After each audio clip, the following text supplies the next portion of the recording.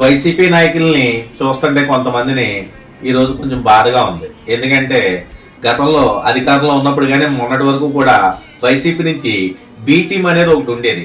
ఆ B team Jaganmohan Reddy గారి తర్వాత మాట్లాడాలంటే బయటకు వచ్చి వాళ్లే మాట్లాడేవారు.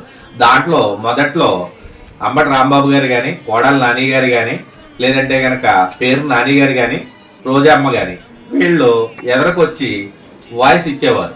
కానీ ఈ రోజున వాళ్ళ పరిస్థితి ఏమైపోయిందంటే ఈ జడ శ్రవణ్ కుమార్ అనే వ్యక్తిని తీసుకొచ్చి ప్రెస్ మీట్లు పెట్టి అతనితో మాట్లాడించి వీళ్ళు చేతులు కట్టుకుని పక్కన నుంచునే స్థితికి దిగజారిపోయింది ఈ రోజు వైసీపీ పార్టీలో ఉన్నటువంటి బి టీం పరిస్థితి.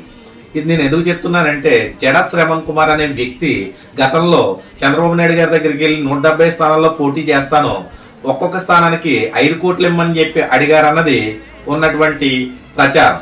అంతేకాకుండా దాంట్లో నిజం కూడా చాలా మట్టుకు ఉన్నదనేదే ప్రజలందరికీ తెలిసిన విషయమే.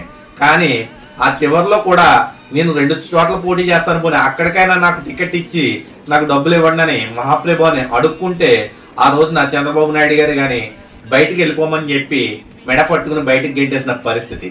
అయినా కూడా నేను ఇండిపెండెంట్ గా పోటీ చేస్తానని చెప్పి అతను ఇండిపెండెంట్ గా పోటీ చేసి ఒక చోట 77 ఓట్లు, ఇంకొక చోట 420 ఓట్లు సంపాదించుకుని ఈ రోజున నువ్వా పవన్ కళ్యాణ్ గారిని విమర్శించేది?